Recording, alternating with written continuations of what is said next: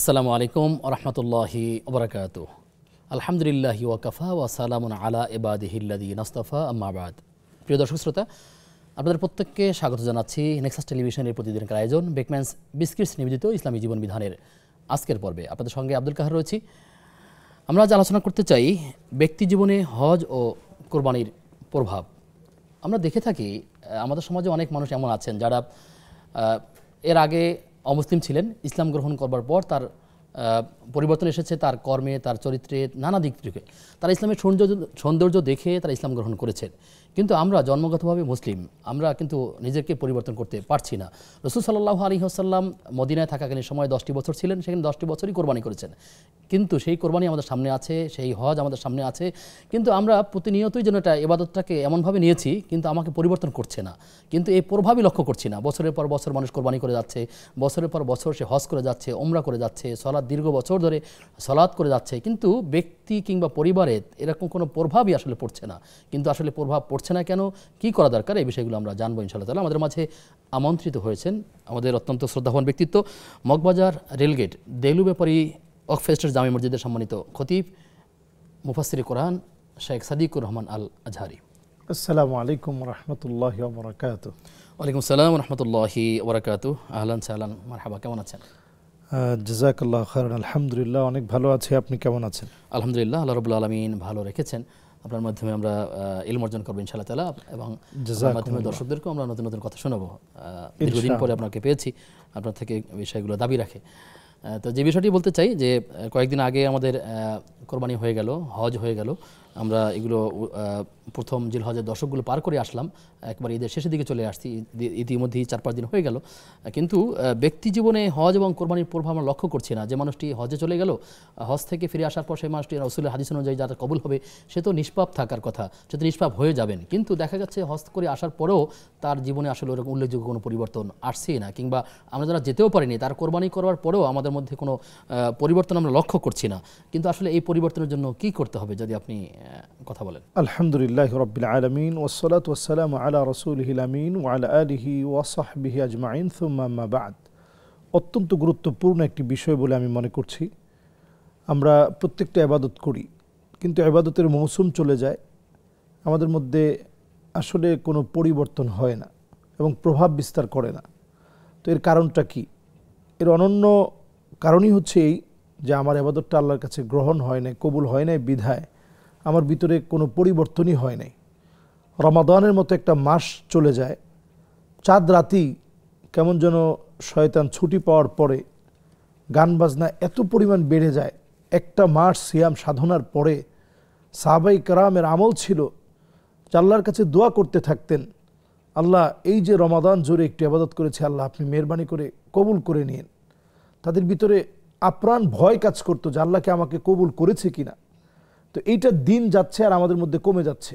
হজের মৌসুমে এমন একটা অবস্থা হতো, রজা আকা ইয়াউমিন ওয়ালাদাতহু উম্মুহু, মনের মধ্যে এ একটা বাসনা কাজ করত যে ছোট্ট বাচ্চার মতো আল্লাহ নিষ্পাপ বানায় দেয়, মাসুম বানায় দেয়, আল্লাহকে আমার গুনাহগুলো মাফ করে দিয়েছে কিনা, আল্লাহকে আমার গুনাহগুলো মুছে দিয়েছে কিনা। সবার ভিতরে এ একটা আগ্রহের জায়গা কাজ করত।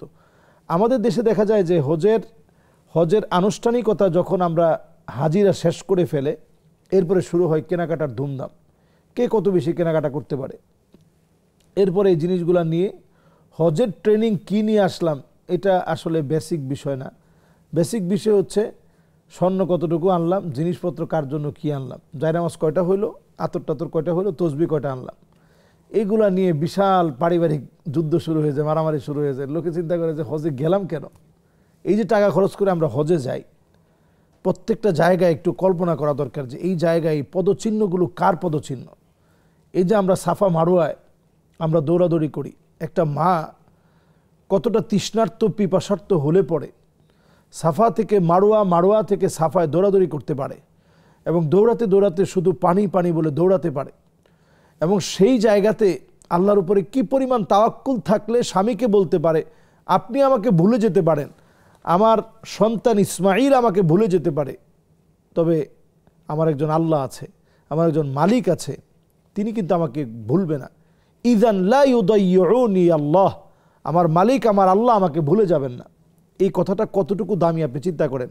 আল্লাহ তাআলা মরু প্রান্তে দৌড়াদৌড়ির সময় ইসমাঈল আলাইহিস সালামের পায়ের নিচ দিয়ে আল্লাহ তাআলা ফোয়ারা প্রবাহিত করে দিলেন।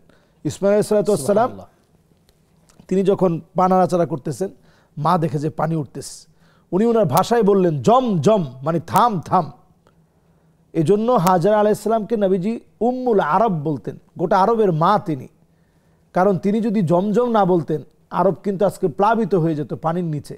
কারণ ওই যে আল্লাহর উপরে তাওয়াক্কুল নিয়ে বলছে আল্লাহ আমারে ভুলবে না, আল্লাহ তাআলা এই কথাটা মনে রাখছেন।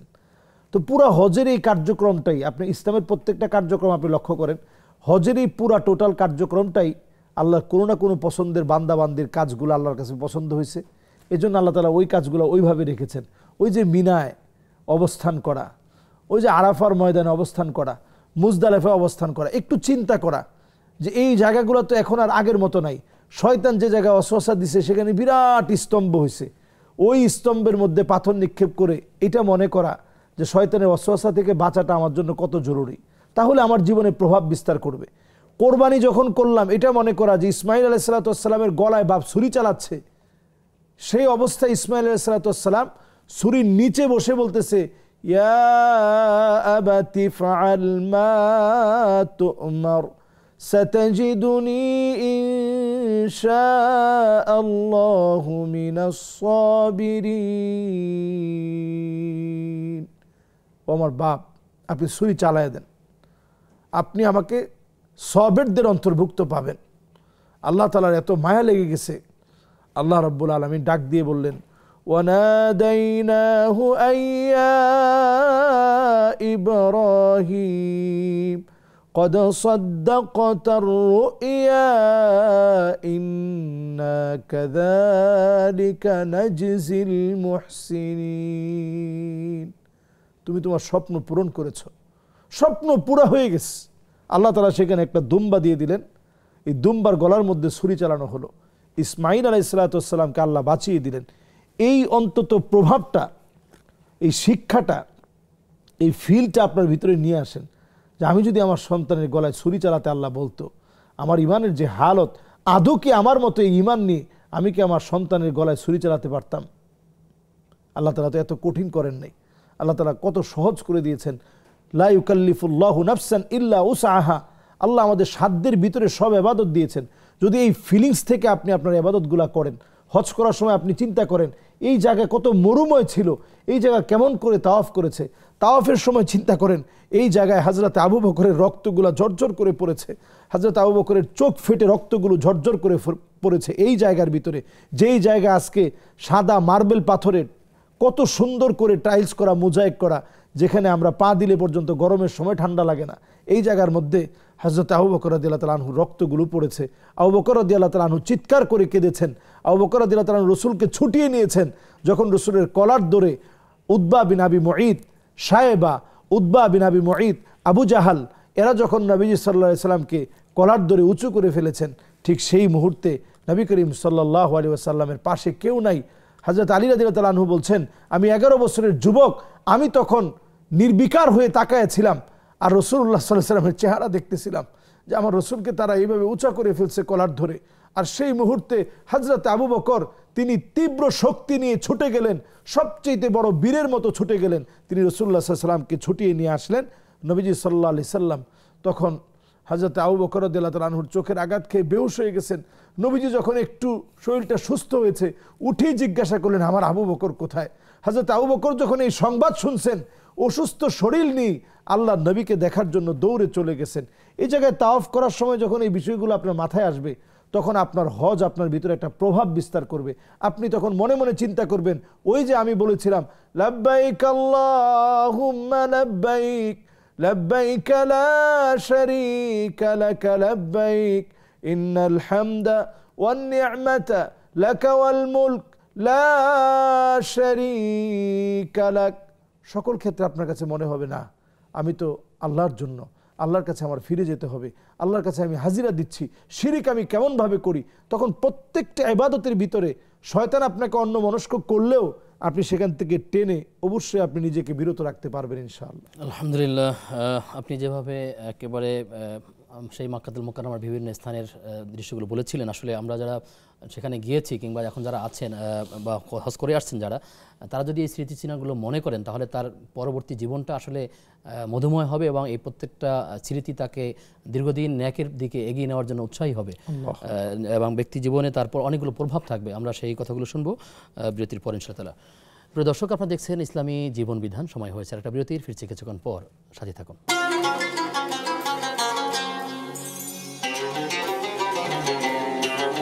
বিরতির পরে সবাইকে আবারও আমন্ত্রণ জানাচ্ছি নেক্সাস টেলিভিশনের প্রতিদিনের আয়োজন বেকম্যানস বিস্কিটস নিবেদিত ইসলামী জীবন বিধানের আজকের পর্বে আপনাদের সঙ্গে আব্দুল কাহার রয়েছি।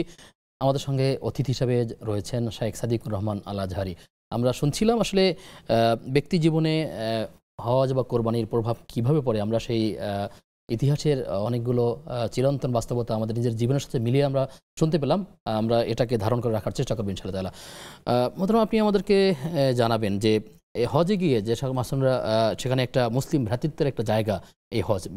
আমরা জানি যে বছরে প্রায় 10 লক্ষের অধিক লোক সেখানে জড়ো হয়েছিল। এই যে ভ্রাতৃত্ববোধ, এটাকে আসলে কিভাবে জাগ্রত করে রাখা যায়, যদি আপনি সে কথাটা বলেন। আসলে আমাদের প্রত্যেকটা ইবাদতের মধ্যেই ভ্রাতৃত্ববোধ কিন্তু জাগ্রত করার শিক্ষাটা রয়েছে। যেমন ধরুন আমরা যদি নামাজের কথা বলি, সেখানে কিন্তু আমরা সবাই একে একাকার হয়ে যায়। কে কোন পার্টি করে, কোন দল করে, এগুলো কিন্তু আমরা দেখি না। নামাজের মধ্যে সবাই এসে সমান তালে দাঁড়িয়ে যায়। এবং আপনি রোজার কথা বলেন যে এখানে যে ইফতারি করানো হয়, এখানে বলা হয় না যে কাকে ইফতারি করানো হবে। যে কাউকে ইফতারি, যে রোজাদার সে যে দলের হোক, একত্রে ইফতারি করা। তো আমাদের মূলত ঠিকানা ছিল ওয়াকুনতুম আলা শাফা হুফরাতিম মিনান নার। আমরা জাহান্নামের কিনারায় ছিলাম। সেখান থেকে ইসলাম আমাদেরকে এসে জান্নাতের পথ দেখিয়েছে। তো ইসলামের সেই পথ দেখানোর পদ্ধতির অনন্য পদ্ধতি হচ্ছে ঐক্যবদ্ধ থাকার অন্তত চেষ্টা করা। আপনি এক হয়ে যেতে পারবেন, এটা বলাটা যত সহজ, করাটা তত কঠিন। সবাই আমরা এক হয়ে যাব, এটা বলাটা যত সহজ, করাটা ততই কঠিন। কারণ নবীজি সাল্লাল্লাহু আলাইহি ওয়াসাল্লাম আল্লাহর কাছে দোয়া করেছিলেন। আল্লাহ তাআলা নবীজির কোনো দোয়া ফেলে দেননি, কিন্তু একটা দোয়ার জায়গায় আল্লাহ তাআলা এই দোয়াটার বিষয়ে আল্লাহ রাব্বুল আলামিন এটা আল্লাহ ফায়সালা করে রাখছেন, এই যে মতানৈক্য হবে। এবং কোরআনুল কারীমে আল্লাহ রাব্বুল আলামিন আয়াত নাজিল করে জানিয়ে দিয়েছেন, নবী কখনো কখনো আযাব আসবে উপর থেকে, আও মিন তাহতি আরজুলিকুম। তো যখন উপর থেকে আযাব আসার কথা বলা হয়েছে, নবীজি সাল্লাল্লাহু আলাইহি সাল্লাম আল্লাহর কাছে খুব কান্নাকাটি করলেন যে আল্লাহ, আমার উম্মতরে দেখেই নেই, এদেরকে যদি আপনি উপর দিক থেকে শাস্তি দেন আল্লাহ, তাইলে আমি আমার উম্মত পাবো কোথায়? তো আল্লাহ তাআলা বললেন যে ঠিক আছে, তাইলে নিজ দিক থেকে আযাব আসবে। যেমন এই যে এখন বঙ্গোপসাগরে, আমাদের দেশে কয়েকদিন আগেই বঙ্গোপসাগরের যে একটা নিম্নচাপ সারা বাংলাদেশে হঠাৎ করেই, তেমন কোনো সংকেত নেই, সিগন্যাল নাই, হঠাৎ করেই কিন্তু প্রবল বাতাসে বিরাট ক্ষয়ক্ষতি হয়ে গেল বাংলাদেশে। এবং ঢাকা শহরে হঠাৎ করে ধানমন্ডিতে একটা জায়গা গর্ত হয়ে গেছে, এবং সেই দিনই আবার একটা ভূমিকম্প হলো। তো এই জাতীয় যে কর্মকাণ্ডগুলো হচ্ছে, এগুলো হতে পারে, এগুলো আল্লাহ তাআলার ফায়সালা। তো এই আযাবগুলো নিজ দিক দিয়ে বিভিন্ন আযাব আসা, উপরের দিক দিয়ে আযাব আসা, যেমন ঠাডা পড়া, যেমন ধরেন শিলাবৃষ্টি হওয়া, আরও এরকম অনেক আকস্মিক বিভিন্ন বিপদ আপদ, বালা মুসিবত অর্পিত হওয়া। তো এগুলো আল্লাহর পক্ষ থেকে আসবে। আল্লাহ তাআলা বলতেছেন, নবীজি আল্লাহর কাছে কান্নাকাটি করতেছেন, আল্লাহ এগুলো আমার উম্মতরে দিয়েন না। আল্লাহ তাআলা বললেন যে ঠিক আছে, তাহলে তৃতীয় অপশন, আউ ইয়াল বিসাকুম শিয়া, আপনার উম্মত দলে দলে বিভক্ত হবে। ওয়ুযীক বা'দুকুম বা'সা বা'দ, একজন আরেকজনের সঙ্গে সংঘাত করাকে, এবং সংঘাতটাকে এমনভাবে সংঘাত করবে, কেউ কাউকে মেরে মনে করবে যে অনেক বড় একটা কাজ করছি, তাকে আমি মারতে পেরেছি। তো এরকম হবে। তা নবীজি সাল্লাল্লাহু আলাইহি ওয়াসাল্লাম আল্লাহর কাছে বললেন, হাদিসটা সহিহ হাদিস, আল্লাহর কাছে বললেন যে আল্লাহ, এইটা আগের দুইটার চাইতে, মানে আগের আসমান থেকে আযাব আসা অথবা জমিনের নিচ থেকে আযাব আসা, এগুলার চাইতে তো অন্তত এটা তো একটু সহজ। আমার উম্মত কয়দিন আর মতানৈক্য করবে, এক সময় আমার উম্মত ঠিক হয়ে যাবে। তো রাসূল কতটা আশা নিয়ে বলছেন যে আমার উম্মত কয়দিন আর করবে, এক সময় আমার উম্মত ঠিক হয়ে যাবে। এবং এটাকে নবীজি বলছেন যে অন্য দুইটার চাইতে এটা অন্তত একটু ছোট, একটু সহজ হবে। উম্মতকে এত রাসূল ভালোবাসতেন, বারবার চাইতেন উম্মত যেন এক হয়ে যায়। তো আমরা এক হয়ে যেতে পারবো, এটা আমি বলবো না যে আমরা সবাই এক হয়ে যেতে পারবো, তবে অন্তত এটা পারবো, আমার পক্ষ থেকে আমি মতানৈক্য সৃষ্টি করব না, আমার পক্ষ থেকে আমি বাজে কোনো স্টেটাস লিখবো না, আমার কাছে রাইট মনে হলেও আমি একটা স্ট্যাটাস দিয়ে সংঘাত সৃষ্টি করব না, একটা কমেন্ট করে সওয়াবের কাজ মনে করে একটা বিশাল যুদ্ধ করে ফেলেছি এটা মনে করে আরেকজনের মনে আমরা আঘাত দেওয়ার চেষ্টা করব না। একটু চুপই থাকি এই প্ল্যাটফর্মে, এই সামাজিক যোগাযোগ মাধ্যমে হয়তো একটু চুপ থাকলাম, এমনও হতে পারে এটা আপনার জন্য ঐক্য তৈরি করার যে বিশাল সওয়াব, এই সওয়াবের কাতারে কিন্তু আপনি ভূষিত হবেন, কারণ আপনি অন্তত নিজে ঐক্যটা করার চেষ্টা করছেন। হয় নাই বাইতুল্লাহতে আসলে আমরা দেখি যে সেখানে ধনী গরিব কালো ফর্সা এখানে নেই কোনো ভেদাভেদ, সবাই এক কাতারে এক আল্লাহর জন্য লাব্বাইক ধ্বনি দিচ্ছে। এই মানুষগুলি আবার দেখা যাচ্ছে আসলে যখন পৃথিবীর বিভিন্ন প্রান্তে ছড়িয়ে আছে ইসলামের বিপক্ষে, ইসলামের উপর যখন কোনো আঘাত আসে তখন তারা অনেকে কথা বলছে না, চুপ থেকে যাচ্ছে, অথচ সবাই কিন্তু এখন এক হয়ে এক আল্লাহর কথাই মানার চেষ্টা করছে। কিন্তু এই যে বিচ্যুতি দেখা যাচ্ছে এটা হচ্ছে ইবাদতের ঐক্য। ইবাদতের ঐক্যের ক্ষেত্রে মুসলমানদের কোথাও কিন্তু একান্ত শিয়া সুন্নি ছাড়া, তারপর শিয়ারাও যদি আপনি বিভিন্ন বিষয়ে দেখেন তারাও কিন্তু আমাদের মতোই হয়তো নামাজ পড়ে, কোনো কোনো জায়গায় পার্থক্য আছে, একেবারে পার্থক্য নাই তা বলবো না। যেমন তাদের মধ্যে এমন এক গ্রুপ আছে, শিয়াদের মধ্যে অনেক গ্রুপ আছে, নুসাইরিয়া আছে, বুহুরিয়া আছে, বিভিন্ন আছে, ইসমাইলিয়া আছে। তো এরা ওই একটা মাটি কিন্তু রেখে নেয় আলাদা, ওই মাটিটার উপরেই তারা কারবালার মাটি, ওইটার মধ্যেই তুরবাতু কারবালা লেখা। এবং এটা আমি লেবাননে গিয়েছি এবং লিবিয়ায় আপনারা গেলে দেখবেন, ইরাকে গেলে দেখবেন, বিভিন্ন অঞ্চলে তারা যেখানে আছে তারা, এমনকি তুরস্কে আমি গিয়েছি সেখানেও আমি পেয়েছি। তো তুরবাতু কারবালা লেখা ওই মাটির উপরে কিন্তু তারা সেজদা করে, কারবালার মাটির উপরে। তা আসলে বাহ্যিকভাবে মুসলমানদের ইবাদত বন্দিগিতে আমাদের ঐক্যটা যেমন আছে, এটা কিন্তু সব জায়গায় থাকার কথা ছিল। ইবাদতে যার ভিতরে ঐক্য আছে তার ঐক্যটা তো সর্বত্র বিরাজমান হওয়ার কথা ছিল, কিন্তু আমরা সেই জায়গাতে এসে পিছিয়ে পড়েছি। এবং নবীজি আল্লাহর কাছে দোয়া করে গেছেন এবং নবীজিও চাইতেন যে আমার উম্মত এক থাকুক। তো আমরা এই যে একটা ইবাদতের একটা ট্রেনিং আমরা বিল্ড আপ করলাম রমজান মাসে, এমনকি হজের মৌসুমে আমরা যখন কোরবানি করছি তখন আমরা তো জিজ্ঞাসা করি না যে ভাই আপনি আসলে কি করেন, আপনার পশুটা আমরা ক্রয় করব কি না। এরপর যখন আমরা কোরবানি করি ওই সময় আমরা কিন্তু এত জিজ্ঞাসাবাদ করি না যে ভাই আপনি কে আমি কে, আমরা একসাথে হয়েছি বাস আমরা কোরবানি দিয়ে দিই। কিন্তু কেন যেন আমাদের নিজের স্বার্থটা যখন আসে, ইবাদত তো আমরা আল্লাহর জন্য করি, এখানে নিজের কোনো স্বার্থ নেই শুধু আখিরাতের কল্যাণ ছাড়া, এজন্য এখানে কোনো ঐক্য বিনষ্ট হয় না। কিন্তু নিজের স্বার্থ যেখানে আছে, ক্ষমতার লোভ যেখানে আছে, ওইখানে আমাদের মধ্যে দেখা যায় যে ঠুনকো একটা বিষয় নিয়ে আমাদের ঐক্যটা বিনষ্ট হয়ে যায়। এজন্য আমরা আমাদের ইবাদত থেকে আনুষ্ঠানিকতার, এই ইবাদতের যত আনুষ্ঠানিকতা আছে এই প্রত্যেকটার মধ্যে আপনি দেখবেন ঐক্যের একটা বিরাট গুরুত্ব রয়েছে। এই ঐক্য না থাকার কারণেই আজকে মুসলিম বিশ্বের এই এখনও দুর্দশা, এবং দেখেন ফিলিস্তিনের এই ভয়াবহ দুর্দশার সময়ে আজকে মুসলমানদের পক্ষে কথা বলার মতো কেউ নাই, মুসলমানদের পাশে দাঁড়ানোর মতো কেউ নাই। অথচ 57টা মুসলিম দেশ আছে সারা পৃথিবীতে, এখন প্রায় 200 কোটি মুসলিম, কিন্তু এরপরেও মুসলিমদের পক্ষে কথা বলার কেউ নাই। একটা বিড়াল মারা গেলেও ফেসবুকে বিভিন্ন স্টেটাসে ভাইরাল হয় যে একটা বিড়াল না খেয়ে মারা গেছে, অথচ প্রান্তে প্রান্তে আজকে মুসলমান না খেয়ে মারা যাচ্ছে। সারা দুনিয়ার ভিতরে 2 কোটি মুসলমান এখন মার খাচ্ছে আজকের দিনে। 20 কোটি মুসলমান ঘর ছাড়া, বাড়ি ছাড়া, মাথার উপরে তাদের ঠাঁই নেওয়ার মতো কোনো জায়গা নাই। তারা এখন বর্তমানে সারা পৃথিবীতে শরণার্থী হয়ে আছে, পৃথিবীতে 20 কোটি মুসলমান। আল্লাহ তাআলা আমাদের ইমানি শক্তিকে বাড়িয়ে দিন এবং যারা যেখানে আছে তাদের পাশে দাঁড়ানোর মতো একটা চিন্তা চেতনা যেন আমরা জাগ্রত করতে পারি, আল্লাহ সেই তৌফিক দান করুন। মাত্র আমরা দেখতে পাচ্ছি যে হজ এটাও একটা নির্দিষ্ট সময়ে আমাদের উপরে আসে, জিলহজ মাসে হজ করতে হয়, নামাজ একটা নির্দিষ্ট সময় আমার আদায় করতে হয়, সালাত কি বলে সওম রোজা এটা একটা নির্দিষ্ট মাসে রাখতে হয়। ইসলামের যতগুলো বেসিক ইবাদত আছে সবগুলোই তো আসলে একটা নির্দিষ্ট সময়ের সাথে জড়িয়ে আছে। তো হজ ব্যক্তি জীবনে যে সময় ব্যবস্থাপনা আমাদেরকে সাহায্য করে, এটাকে আসলে ধরে রাখতে হলে আমাদের কি করণীয় আছে? আমরা অনেক সময় দেখি ইবাদতগুলো যত সময় মেনটেন করি কিন্তু এর বাইরে অনেক সময় আমরা অপচয় করছি, কিন্তু সেক্ষেত্রে সময় ব্যবস্থাপনা ঠিক রাখছি না। তো এই শিক্ষাটা কি কাজে লাগাতে পারি না? মাশাআল্লাহ, আসলে ইবাদতের প্রত্যেকটা জায়গায় মৌলিক কিছু শিক্ষা রয়েছে, যেমনটা আপনি তুলে আনলেন। আসলে আমাদের মুসলিম জীবনযাপনে সময়ের গুরুত্বটা এতটাই গুরুত্বপূর্ণ। যেমন ধরুন ফজরের নামাজ, আপনার ওয়াক্ত চলে গেছে, আপনাকে নির্দিষ্ট সময় আবার অপেক্ষা করতে হবে, সূর্যটা উঠার পরে, হারাম ওয়াক্ত যাওয়ার পরে, এরপরে যদি আপনাকে পড়তে হয় এরপরে আপনি পড়তে পারবেন, এর আগে কিন্তু আপনি পড়তে পারবেন না। তাহলে সময়ের গুরুত্বটা কত বেশি। তো আমরা আমাদের জীবনে ইফতারির ক্ষেত্রে আপনি ধরেন, ইফতারির ক্ষেত্রে নির্দিষ্ট সময়ে আপনাকে কিন্তু যখন সময়টা ফুরায় গেল আপনি দেরি করতে পারবেন না। যদি হাতের সামনে কিছু নাও থাকে তাহলে অন্তত আপনি নিয়ত করেন যে আল্লাহ আমি এখন হাতের সামনে কিছুই নেই, আমার এখন ইফতারির সময় হয়ে গেছে, আল্লাহ আমি নিয়ত করে ফেললাম ইফতারির। এই যে আপনি নিয়তে ইফতারি করার নিয়ত করছেন তাও আপনার সওয়াব হবে, কিন্তু আপনি দেরি করার সুযোগ নেই, কিছু না কিছু আপনি রাখবেন। যদি না পান, এমন জায়গায় চলে গেছেন যে কিছুই নাই, হতে পারে না, এমন জায়গায় চলে গেছেন পানি নেই, কিছু নেই, মরুভূমির ভিতরে। এখনো এমন জায়গা আছে পৃথিবীতে, বহু জায়গায় এমন আছে যে আপনি চলে গেছেন এখন কিছুই সফরে থাকলে অনেক হয়ে থাকতে পারে, হতে পারে। তো তখন আপনি নিয়ত করেন, এই নিয়ত করলেও অ্যাটলিস্ট আপনি সওয়াবের মধ্যে ভূষিত হবেন। তারপরে আপনি টাইম ওভার করতে পারবেন না। এরপর আপনি সাহারিতেও আপনি সাহারি করবেন।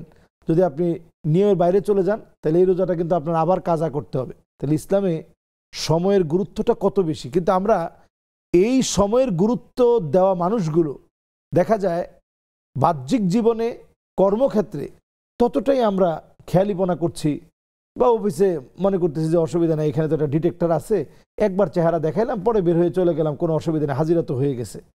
এই যে আপনি ফাঁকি দিচ্ছেন, এগুলো সব কিন্তু আল্লাহর কাছে হিসাব দিতে হবে। লাতুস আলুন্না ইয়াউমা ইদিন আনিন নাঈম, আল্লাহর কাছে প্রত্যেকটা নিয়ামতের হিসাব দিতে হবে। হাজারো মানুষ আছে যাদের কোনো চাকরি নেই, আল্লাহ তাআলা সুন্দর একটা চাকরির ব্যবস্থা আল্লাহ আপনাকে করে দিয়েছে, চাকরির বন্ধ ব্যবস্থা আল্লাহ তাআলা আপনাকে পাইয়ে দিয়েছে।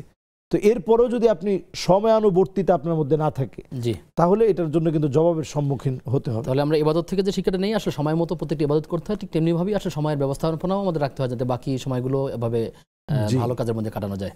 আপনার কাছে আবার আসবো বিরতির পর ইনশাআল্লাহ তাআলা। প্রিয় দর্শক, আপনারা দেখছেন ইসলামী জীবন বিধান। সময় হয়েছে আবার একটা বিরতির, ফিরছি কিছুক্ষণ পর, সাথে থাকুন।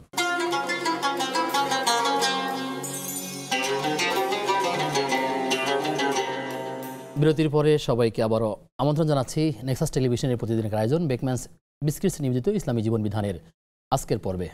আপনাদের সঙ্গে আব্দুল কাহার রয়েছি, আমাদের আজকের অতিথি শেখ সাদিকুর রহমান আল আজহারি। মোহতারাম, আপনার কাছ থেকে আমরা সময়ের গুরুত্ব শুনছিলাম, যে ইবাদতে যেভাবে আমরা গুরুত্ব দিই, ঠিক অন্যান্য কাজেও আমরা সময়ের প্রতি লক্ষ্য রাখার চেষ্টা করবো ইনশাআল্লাহ তাআলা। কিন্তু মানুষকে অনেক সময় বলতে শোনা যায় যে সময়টা আমার ভালো যাচ্ছে না, বা এখনটার যুগটা খুব খারাপ, বা সময়টা খুব খারাপ, না হলে আমি এই কাজটা করতে পারতাম। এই যে সময়কে গালি দেওয়া কিংবা সময়কে নেতিবাচকভাবে উপস্থাপন করা বা যুগকে উপস্থাপন করা, এ ব্যাপারে ইসলাম নির্দেশনা কি? এটা আমি অত্যন্ত গুরুত্বপূর্ণ বলে মনে করি, এবং আমাদের প্রতিনিয়ত কথার মধ্যে এটা যে কতবার আমরা বলি, আহারে সময়টা ভালো না, ইস যুগটা এমন, পোলাপানা এমন হয়ে গেছে, এটা বলাটা, এটা জেনে জেনে যদি আমরা বলি এটা গুনাহের কাজ হয়েছে নিশ্চয়ই।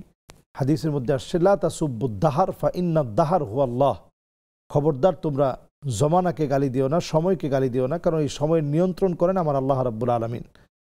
এজন্য যেহেতু সময়ের নিয়ন্ত্রক আল্লাহ রাব্বুল আলামিন, সময়ের কোনো পরিবর্তন হয় নাই।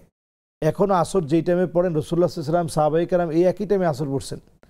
আপনি মাগরিব যে টাইমে পড়েন একই টাইমে কিন্তু নামাজ হতো। আপনি রোজা যেভাবে রাখতেছেন একই সময়ে একই টাইমে একইভাবে কিন্তু রোজা রাখা হতো। যেভাবে হজ করা হয়েছে একই সময়ে একইভাবে একই দিনে এই সময়ে রোজা রাখা হতো। ঈদের সময়টা আনন্দঘন মুহূর্ত আমাদের জন্য, যেই সময় আসছে একই সময়ে একই টাইমে কিন্তু ঈদের সময়টা ছিল। তাহলে সময়কে গালি দেওয়ার মতো কোনো সুযোগ নেই। লা তাসুব্বুদ দাহার ফা ইন্নাদ দাহার হুয়া আল্লাহ, সময়কে গালি দিও না। আল্লাহ তাআলা সময় নিয়ে নিজে কসম করেছেন, ওয়াল আসর, শপথ সময়ের, কারণ আল্লাহর চাইতে বড় তো কেউ নাই। আল্লাহ তাআলা এমন বাস্তব কিছু বিষয় নিয়ে কসম করেন যেটার বাস্তবতা কেউ অস্বীকার করতে পারে না, সময়কে কেউ কাটতে পারে না। এজন্য একটা বিখ্যাত কথা আছে, ইল্লাম তাক্তা কাতাক, সময়কে যদি আপনি না কাটেন সময় কিন্তু ঠিকই আপনাকে কেটে ফেলবে। সময়কে কাজে লাগাতে হবে, যদি কাজে না লাগান তাহলে সময় কিন্তু ঠিকই আপনাকে কর্তন করে ফেলবে।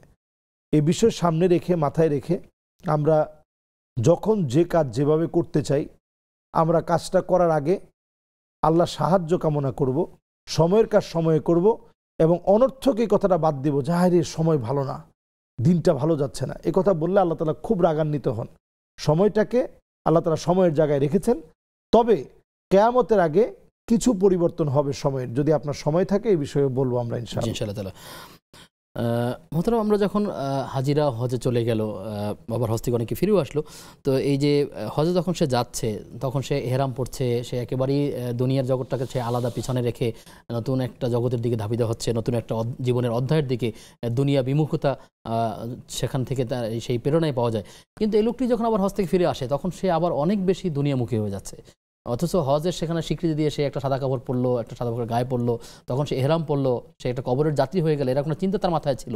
কিন্তু দুনিয়াতে ফেরার পর আবার তার ব্যবসা বাণিজ্য এমনভাবে সে ঢুকে গেল, মনে হচ্ছে যে আগের জীবনটাকে সে ভুলিয়ে গেছে। আসলে এর থেকে উত্তরণের উপায়টা কি আছে? আসলে আমরা যারা হজে যাই, আসলে হজ্জে যাওয়ার পুরো প্রসেসিং আমরা লক্ষ্য করলে দেখি অনেক সময় আমাদের হজ্জে যাওয়ার মধ্যে যে বিষয়গুলো আসা দরকার ছিল, হিংসাটাকে একেবারে মুছে দেওয়া, শত্রুতাকে একেবারে মুছে দেওয়া। যে লোকটা চায় যে হজ করবে, রজা আকা ইয়াউমিন ওয়ালাদাতহু উম্মুহু, একেবারে সদ্য প্রসূত শিশু বাচ্চার মতো এই লোকটা তো গুণামুক্ত হওয়ার কথা ছিল, কিন্তু হচ্ছে না কেন? আমি নিজেই সাক্ষী। আরাফার ময়দানে আমরা বসা ছিলাম এবং সেখানে তো পুরো বক্তব্য তো শোনা যায় না, যেহেতু জায়গার সংকলন ওইভাবে হয় না, সাউন্ড সিস্টেম থাকে, তারপরও পুরোপুরি তো শোনা যায় না অনেক সময়। তো আমরা একটু দূরেই তাঁবুতে ছিলাম। তো ওইখানে এক হাজি আরেক হাজিরে বলতেছে যে, জঘন্য ভাষায় বলছে, হ্যাঁ না, এইভাবে বলতেছে যে আচ্ছা আমরা যে শয়তানকে যে পাথর মারবো, তো শয়তান খোঁজা দরকার কই? যিনি হজে নিয়ে আসছে ওর মাথায় পাথর মারলে তো এর চেয়ে বেশি সওয়াব হবে। নাউজুবিল্লাহ। আমি চিন্তা করলাম, আল্লাহ বলে কি, এই এহরামের পোশাক পরে এরকম কথা কেমনে বললো? আমি সাথে সাথে ওনার কাছে গেলাম, তো আমার সাথে সম্পর্ক ভালো ছিল। আমি আদর মহব্বত করে বললাম যে, হাজী সাহেব এটা বললেন কি? আপনি যে কথা বলছেন হস্ত মাটি। হুজুর কি কোন? আমি বলছি হ্যাঁ, হস্ত মাটি হয়ে যাবে, এইরকম মানুষের তো হজ আল্লাহর কাছে কবুল হবে না। আপনি যে কথা বলছেন, যিনি নিয়ে আসছে তার মাথায় আপনি পাথর মারলে আল্লাহ, সেটি হতে পারে অনেক অনেক মুআল্লিম কিংবা হাজী কর্তৃপক্ষ হাজীদের সাথে ভালো আচরণ করছেন না, তিনি হয়তো মনে কষ্ট পেয়েছেন, এমনটির দৃষ্টান্ত আসলে রয়েছে সমাজে। মানে যদি আপনি এটা হয়, তারপরেও আপনি এই পোশাক, এরকম নেতিবাচক বাদকে আসলে বলা যাবে না। এই পোশাকটা মারাত্মক পোশাক। এই পোশাক আপনাকে এরকম বানাই দিছে, আপনি স্বীকার করতে পারবেন না, আপনি শিকারী হতে পারবেন না। আপনার একটা চুল ধরে আপনি টান দিতে পারবেন না। অনেকের অনেক বাজে বিহেভ থাকে, ধরেন একটা চুল উঠাই ফেলার, একটা ছিঁড়ে ফেলার অভ্যাস থাকে, মুখে দিয়ে কেটে ফেললো। হ্যাঁ, এই জাতীয় কোনো কাজ করা যাবে না ইচ্ছা করে। অনিচ্ছায় হয়ে গেলে তো ভিন্ন কথা, এরপরে আপনার অনিচ্ছায় হয়ে গেলে যখন আপনি আপনার সচেতনতা চলে আসবে, আপনি সাথে সাথে ফিরে আসবেন। তাহলে এই সময়টা কত সেন্সিটিভ সময়, এমন একটা সময়ের ভিতরে আমরা কথোপকথনে কত খারাপ কথা বলে ফেলি। এজন্য আসলে এগুলো একটা আনুষ্ঠানিকতা থেকে যায়। কিছুদিন পরিবর্তন হলেও দেশে আসার পরে আগে যে কারবার করতো এখনো সেই কারবার করতেছে। আমাদের ব্যবসা বাণিজ্যের ভিতরে হালাল হারাম সব মিশ্রিত, ঘরের মধ্যে পর্দা নাই, এবং আমার সন্তানরা নামাজ পড়ে না। এজন্য একজন হাজী সাহেব তিনি যখন আসলেন দেশে, যদিও ওই ট্রেনিংটা কিছুদিন ওনার ভিতরে কাজ করে, একটা সময় আবার আন্নাসু মাখলুকুম মিনাল বিআ, মানুষ আসলে পরিবেশ থেকে শিখে। পরিবেশের মধ্যে এসে যখন দেখে যে সব আগের মতো চলতেছে, উনিও আগের মতো হয়ে যান। এই জন্য মূলত আমরা, এটা আসলে কাম্য নয়, আসলে এটা কাম্য নয়। জি জি, আপনি যে প্রসঙ্গে কথা বলছেন এখানে সম্পর্ক বলতেই হয় যে আপনি সেখানে জামারাতে যে পাথর নিক্ষেপ করার কথা, অনেকেই মনে করছে ওখানে শয়তান আছে এবং খুব জোর করে সেখানে গায়ের অনেক শক্তি দিয়ে পাথরগুলো নিক্ষেপ করছে। কিন্তু আসলে এই পাথর মারার স্পিডটা আসলে কোন জায়গায়, এবং সে শুধুমাত্র ওখানেই নাকি দেশে ফেরার পরেও শয়তান যখন তাকে ওয়াসওয়াসা দেবে তা থেকে ফেরার উপায় কী আছে, এবং শয়তানের যে কর্মগুলো আছে তা থেকে তিনি বাঁচবেন কীভাবে, আবার তিনি চিনবেন বা কীভাবে আসলে এইটা শয়তানের কর্ম, সেটা বিষয়ে যদি কথা বলেন। জাযাকুমুল্লাহ। এটি অত্যন্ত গুরুত্বপূর্ণ বিষয় যে আমরা কি স্পিড দেখি, বিশেষ করে আমাদের এই সাবকন্টিনেন্টে যারা আছে। এমনকি তার হাতে ছাতিও মেরে দেয়, কেউ কারো হাতে লাঠি থাকলে লাঠি মেরে দেয়, মানে যা আছে এটা সে ছুঁড়ে মারে আর কি। আপনি উমরা করতে গেলে খুব বেশি আমাদের আনন্দও লাগে, আমরা দেখতেও যাই। এই পাথরগুলা কিন্তু এখান থেকে সরিয়ে নেওয়া হয়, কিন্তু সরিয়ে নেওয়ার পরেও আমরা এমনও হয়েছে যে উমরায় গিয়েছি, উমরা যাওয়ার পরে দেখলাম যে ওখানে ছাতা টাতা জুতা টুতা যা আছে এগুলো সব সরায় নেওয়ার পরেও তো কিছু থেকে যায়। তো ওইখানে মানে আমাদের এই সাবকন্টিনেন্টের লোকেরা তারা মনে করে যে বড়টা মারলেই শয়তান বিরাট ব্যথা পাবে। আসলে বিষয়টা মোটেও এমন না, এটা একটা রূপক অর্থে। ওই যে আমি শুরুতেই বলেছিলাম যে আল্লাহর পছন্দনীয় কিছু বান্দা বান্দির কাজগুলো আল্লাহর কাছে এত পছন্দ হয়েছে। ওই যে দৌড়াইছেন, এখন তো কত এসির ভিতরে কত আরামের ভিতরে দৌড়ানো, আর সেই সময় দৌড়িয়েছেন হাজরা আলাইহিস সালাম। আম্মাজান হাজরা আলাইহিস সালামের এই দৌড়টা আল্লাহর কাছে পছন্দ হয়ে গেছে।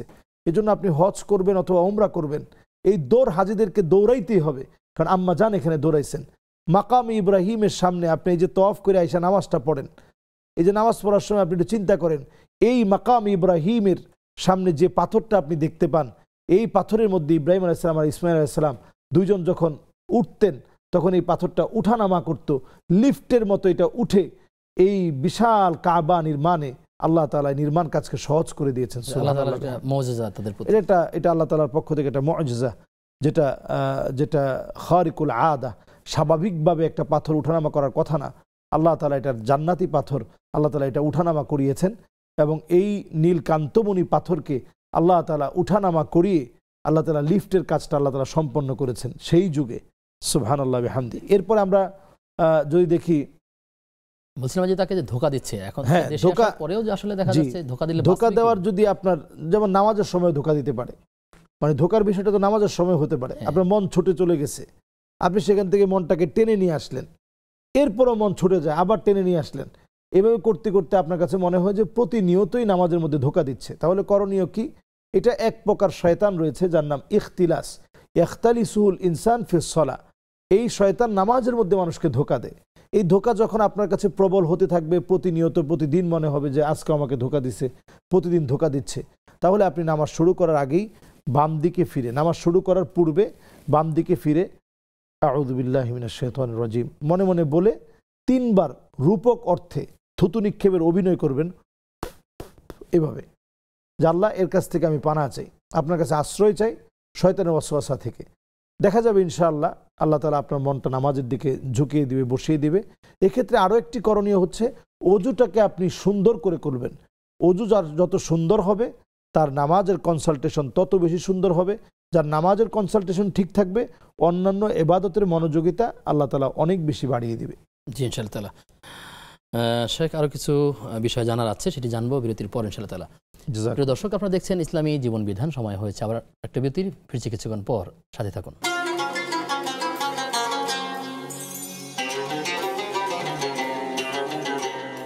বিরতির পরে সবাইকে আবারও আমন্ত্রণ জানাচ্ছি নেক্সাস টেলিভিশনের প্রতিদিনকার আয়োজন বেকম্যানস বিস্কিটস নিবেদিত ইসলামী জীবন বিধানের আজকের পর্বে। আপনাদের সঙ্গে আব্দুল কাহার রয়েছি, আমাদের সঙ্গে অতিথি হিসেবে রয়েছেন শায়েখ সাদিকুর রহমান আল আজহারি। আমরা আলোচনা করছিলাম হজ এবং কোরবানি মানব জীবনে কিভাবে প্রভাব ফেলে, আসলে পরবর্তী জীবনগুলো আমাদের কিভাবে কাটবে, সে বিষয়গুলো আমরা মোহতারামের কাছ থেকে ধারাবাহিকভাবে শুনে আসছিলাম। মোহতারাম, যে বিষয়ে কথা বলছিলাম যে আসলে শয়তানের ধোঁকা থেকে বাঁচার জন্য আমাদেরকে তাওয়াজ পড়া যেতে পারে, বেশি বেশি করে বিসমিল্লাহ বলে অভ্যাস করা যেতে পারে। আসলে শয়তান চিনবো কিভাবে, এটার কোনো বিষয় আছে? শয়তান আমি বুঝবো কি বলে? হযরত ওমর রাদিয়াল্লাহু তাআলা আনহুকে দেখে শয়তান পালিয়ে যেত, কিন্তু আমরা বুঝবো কিভাবে? উপায়টা কি? কোথায় থাকে শয়তান? জি, আসলে শয়তানের প্রভাবটা এত বিরাট, এর জালটা এত মজবুত। যখন আপনি ফজরের নামাজ না পড়লেন তখন বাল আশ-শায়তানু ফি উযুনাই, তখন আপনার 2 কানের মধ্যে শয়তান পেশাব করে দেয়। তো এই পেশাব করে দেওয়ার অর্থটা কি? তার একটা জালকে সে বিস্তার করে ফেলে। একটা মানুষ যখন ফজরের নামাজ না পড়ে ঘুমায় তখন তার বরকতকে আল্লাহ তাআলা উঠিয়ে নেন আস্তে আস্তে। এই জন্য আমাদের সমাজের ভিতরে এখন বরকত নেই। আগে দেখা যেত এক হাতে কামাই করতো, কিন্তু আল্লাহ তাআলা পুরো পরিবার চলে, নিজেরও কত বরকত আল্লাহ তাআলা দিয়েছে। এখন দেখা যায় ছেলে কামাই করে, ছেলের বউ কামাই করে, নাতি নাতনি কামাই করে, এরপরও বরকত হচ্ছে না। এর কারণ কি? এর কারণ হচ্ছে ওই যে শয়তান নানাভাবে আমাদেরকে ওয়াসওয়াসা দিয়ে বরকত শূন্য করে ফেলেছে। এরপরে আসেন শয়তানকে চেনার উপায় কি? যেমন আপনি কোনো একটা ভালো কাজের নিয়ত করছেন, আপনার কাছে শয়তান এটা মনের ভিতরে নিয়ে আসবে যে তোর জীবনে যে গুনাহ আছে, ভালো কাজ করে কী লাভ হবে, আগে তুই গুনাহগুলো ছাড়, তারপরে ভালো কাজ না করিস। তাকে হতাশায় ফেলে দিচ্ছে, হতাশায় ফেলে দিচ্ছে। যে কোনো একটা সওয়াবের কাজের নিয়ত করছেন যে না তওবা করে ফিরে, জীবনে তো অনেক অন্যায় করছি, সাথে সাথে মনে করে আরে এই যে অন্যায়গুলা করলে এগুলা কোনো মাফ হবে, আল্লাহ তো তোরে ধরবে। এই যে হতাশায় ফেলে দেওয়া, এই হতাশা ফেলে দেওয়াটাই হচ্ছে হতাশায় ফেলে দেওয়া শয়তানের কাজ। আল্লাহ রাব্বুল আলামিন কখনো বান্দাকে নিরাশ করেন না। আল্লাহ তাআলা প্রতিনিয়ত আপনাকে ডাকেন, ইন্নাল্লাহা ইয়াবসুতু ইয়াদাহু বিল্লাইল লিয়াতুবা মুসিউন নাহার। আল্লাহ রাব্বুল আলামিন দিনের বেলায় ডাকেন, রাত্রে অনেক গুনাহ হয়ে গেছে, এখন দিন হয়ে গেছে, আমার কাছে চাও, আমি আল্লাহ তোমার গুনাহগুলা মাফ করে দিব। আবার রাত্রিবেলায় আল্লাহ তাআলা ডাকেন, বান্দা দিনের বেলায় অনেক গুনাহ হয়ে গেছে, আমি আল্লাহর কাছে মাফ চাও, আমি আল্লাহ রাব্বুল আলামিন তোমারে মাফ করে দিব। তো শয়তানকে চিনার অন্যতম মাধ্যম হচ্ছে যখনই ভালো কোনো কাজ করতে যাবেন নানাভাবে একটা বাধা আসবে। এই বাধাটা এমনও হতে পারে যে আপনি এক জায়গায় হোঁচট খেয়ে পড়ে গেলেন, তো কেউ আপনারা বললো যে হায় হায় বের হওয়ার সময় হোঁচট খেলা বিরাট বিপদ তোমার। এটা একটা শয়তানের কুমন্ত্রণা, এটা আসলে কোনো বিপদ না। মায়ুসিবুল মুসলিমা মিন নাসাবিন ওয়ালা ওয়াসাবিন ওয়ালা হাম্মিন ওয়ালা হুজনিন ওয়ালা গাম্মিন হাত্তা শাওকাতি উশাকুহা ইল্লা কাফফারাল্লাহু বিহা মিন খাতায়াহ। মুমিন জীবনে যদি একটা কাঁটাও আপনার শরীরে বিধে, ব্যবসার ভিতরে কোনো ক্ষতি হয়, যদি আপনি আপনার কোনো কিছু হারিয়ে গেছে, একটা চাবিও যদি আপনি পাচ্ছেন না, পেরেশান হয়ে গেছেন, এগুলো সবগুলোর কারণে আল্লাহ রাব্বুল আলামিন গুনাহ খাতা মাফ করবেন, জান্নাতের দরজা আল্লাহ তাআলা বুলন্দ বানায় দিবেন। সুবহানাল্লাহ। তবে আমরা হতাশ হব না, কারণ আল কোরআনুল কারীম আল্লাহ রাব্বুল আলামিন বলেছেন যে শয়তান মুসলমানদের চলার পথে সে উৎপেতে থাকবে। শয়তান ডান দিক থেকে আসবে, বাম দিক থেকে আসবে, পিছন দিক থেকে আসবে, সামনের দিক থেকে আসবে, কিন্তু আল্লাহ তাআলার আসমানের দিক থেকে অবশ্যই আসতে পারবে না, সে কথা কোরআনে বলা হয়েছে। সুতরাং আমরা আল্লাহ তাআলার কাছে আমরা মুখাফিকি থাকবো, আল্লাহ যেন আমাদেরকে রহম করেন, শয়তানের ধোঁকা থেকে বাঁচিয়ে রাখেন। মোহতারাম, হজ থেকে ফেরার পর একজন মানুষ যখন সে পরিবারের কাছে আসবে, তার পরিবারের সদস্যদের প্রতি বা সন্তানের প্রতি কিংবা তার অধীনস্থ যারা থাকে কিংবা তার ব্যবসা প্রতিষ্ঠানে যারা থাকে, তাদের প্রতি আসলে এই একজন হাজির কি নসিহত করা উচিত, বা এই প্রভাবটা তার সেখানে কিভাবে কাজে লাগাবে, কি প্রভাবটা বিস্তার করতে পারবে? আলহামদুলিল্লাহ, আমলি প্রভাব বিস্তারের কোনো তো বিকল্প নেই নিশ্চয়ই। এবং আমলি প্রভাবটা যেন এমন না হয়, আমরা অনেক সময় একবারে হজ থেকে প্রথমে আসার পরে একবারে খুব বেশি যদি আপনি একেবারে আগে আপনি ঠিকঠাক মতো হয়তো ওইরকম নামাজের ক্ষেত্রে এতটা পাবন্দি ছিল না অথবা ছিলেন না, কিন্তু এখন আপনি যদি একেবারে যে জামাতের সাথে সবার নামাজ পড়তে হবে, না হলে একবারে বাসা বাড়িতে খানা বন্ধ, কর্মচারী যারা আছেন তাদের চাকরি বাদ, তো এটা বললে মানুষ যেটা বলবে যে আহারে হাজী সাহেবের মুখ ভালো না, স্বাভাবিক। কিন্তু আপনার ভিতরে বেসিক একটা পরিবর্তন হয়েছে, এটা আপনি বিত্তাফাউত ও তাদাররুজ, আপনি আস্তে আস্তে ধারাবাহিকভাবে একের পরে অগ্রাধিকারের ভিত্তিতে, হ্যাঁ আপনি এইভাবে ধারাবাহিকভাবে মানুষকে বোঝান। হ্যাঁ, আপনি বলতে পারেন যে ঠিক আছে, অসুবিধা নেই, তোমরা যদি ভালোভাবে ইনশাআল্লাহ নামাজ পড়ো, তাহলে সলাত আদায় করার কারণে তোমাদেরকে প্রত্যেকদিন আমি 100 টাকা করে তোমাদেরকে এই নামাজের জন্য তোমাদেরকে আমি হাদিয়া দিব আমার পক্ষ থেকে। আমি আমার ব্যক্তিগত এমন লোককেও চিনি, তার ফ্যাক্টরিতে যারা নামাজ পড়ে 200 টাকা করে দেন, তার হাজার হাজার কর্মচারী আছে, মানে নামাজ পড়লেই 200 টাকা। তা আপনারা অনেকে মনে করেন মাধ্যমে দাওয়াতি কাজ করছেন, অনেকে মনে করেন তাহলে তো ওযু করা দরকার না, গিয়ে নামাজ পড়বো। তো ওনাকে এই প্রশ্নটা আমিও করেছি, তাহলে তো অনেকে ওযু ছাড়াই নামাজ পড়বে। বলছে ওযু ছাড়া যদি একদিন পড়ে, এর পরের দিন আল্লাহ তাকে ঠিকই বুঝ দিয়ে দিবে যে না, ওযু করেই তো নামাজটা পড়া দরকার, সবাই পড়তেছে, আমি কেন পড়বো না। তো এই বুঝটা আসার জন্য মূলত এই কাজটা উনি করেন। এই জন্য আমরা হাজী সাহেবরা যখন হজ থেকে আসবো, আমরা একটা মেসেজ নিয়ে আসবো যে আমার প্রত্যেকটা ক্ষেত্রে যেন কিছু পরিবর্তন হয়। আমি এই যে ধরেন 155-60টা দেশের মানুষের সঙ্গে আমার একটা উঠা বসা, চলন বলন, কথন, তাদের সঙ্গে আমি দেখলাম, শিখলাম। কি শিখলাম?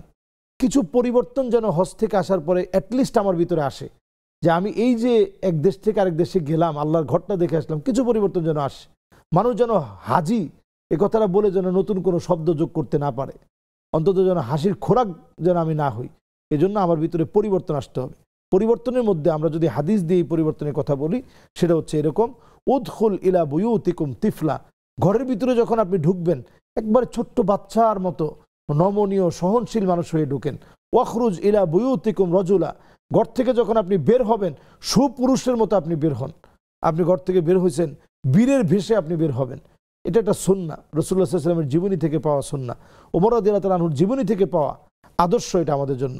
তো সুতরাং আমরা এই সুন্নাহর আমল করতে পারি যে একেবারে আমরা যখন হজ থেকে আসব, বাচ্চাদের সঙ্গে সুন্দর আচরণ। এখন আপনি বিরাট সফর করে আসছেন, বাচ্চাদের সাথে খুব রাগারাগি করলেন, তাহলে বাচ্চারা ভাববে যে আব্বা হজে যাওয়ার আগেই ভালো ছিল, হজে গিয়ে খামাখা। ওটাই আমি বলা চাইছিলাম, অনেক মানুষ মনে করে যে হজে যাওয়ার আগেই তো ভালো ছিল, হজ থেকে আসার পরে তার কার্যক্রমগুলো প্রশংসনীয় হয় না বা নিন্দনীয় হয়েছে, এবং হজ করতে গিয়ে সে খারাপ হয়ে গেছে, নেতিবাচকভাবে লোকেরা বলে থাকে।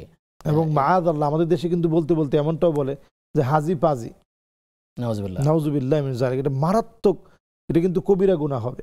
একটা হজের সাথে সম্পৃক্ত একটা বিষয় নিয়ে যদি আপনি গালি দিয়ে থাকেন, এটা মারাত্মক কবিরা গুনাহ হবে, কারণ এটা আল্লাহ শাআয়ের, আল্লাহর নিদর্শন।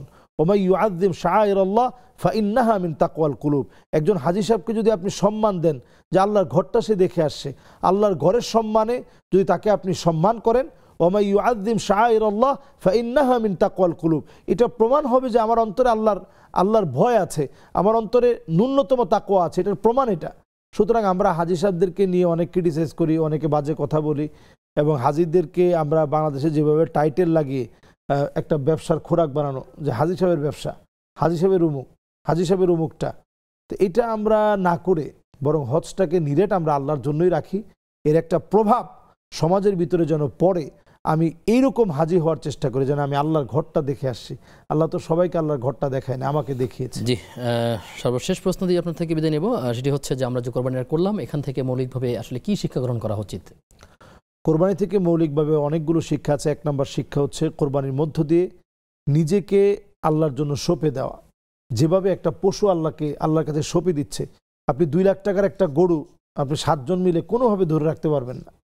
আমাদের মগবাজারে একটা মহিষ খেপে গিয়েছিল। জি, এতে অনেক বড় দুর্ঘটনা ঘটতে পারে। হ্যাঁ, আল্লাহ অনুগত করে দিয়েছেন, সেজন্য এটা সহজ হয়েছে। জি, কি বার্তা রয়েছে? আর জি, দ্বিতীয় বার্তা হচ্ছে আমরা হিংসাটা ভুলে যাব, এই কোরবানি থেকে হিংসাটা ভুলে যাওয়া। তৃতীয় হচ্ছে ভ্রাতৃত্ব বোধ আমাদের ভিতরে জাগ্রত করা। চতুর্থ নম্বরে আমরা এই কোরবানি থেকে শিখব আনুষ্ঠানিকতার মধ্যেও আল্লাহকে যেন ভুলে যাওয়া না হয়। যেভাবে আমরা কোরবানির সময় আনুষ্ঠানিকতার মধ্যে আল্লাহকে স্মরণ রেখেছি, প্রত্যেকটা ইবাদত বন্দিগিতে আল্লাহ রাব্বুল আলামিনকে স্মরণ রাখবো। আইয়ামে তাশরিকের এই সময়ে আকলুন ওয়া শুরবিন ওয়া তাহমিদিন, এই সময় আমরা খানাপিনা করবো, আরেকজনকে দাওয়াত করবো, আল্লাহর প্রশংসা আদায় করবো ইনশাআল্লাহ। আপনাকে ধন্যবাদ জানিয়ে আপনার থেকে বিদায় নিচ্ছি। জাযাকুমুল্লাহ। কোরআনুল কারীমের একটি আয়াতে কারিমা আমাদেরকে স্মরণ করিয়ে দেয় যে আসলে আমাদের জীবনে, আমাদের প্রত্যেকটা মানুষের জীবন এবং তার আয় ব্যয় সবকিছু যেন আল্লাহর জন্য হয়ে থাকে। কুল ইন্না সলাতি ওয়া নুসুকি ওয়া মাহইয়ায়া ওয়া মামাতি লিল্লাহি রাব্বিল আলামিন। জীবন মরণ সবকিছু একমাত্র আল্লাহর জন্যই হবে। ঠিক এমন করে যদি আমাদের কোরবানিগুলোর শিক্ষাটা সারা বছর কাজে লাগাতে পারি, আল্লাহ তাআলা আমাদেরকে সেভাবেই এগিয়ে যাওয়ার তৌফিক দান করুন। আজ এ পর্যন্তই। আগামী অনুষ্ঠান দেখবার আমন্ত্রণ জানিয়ে আজকের মধ্যে বিদায় নিচ্ছি। আসসালামু আলাইকুম ওয়া রাহমাতুল্লাহি ওয়া বারাকাতুহু।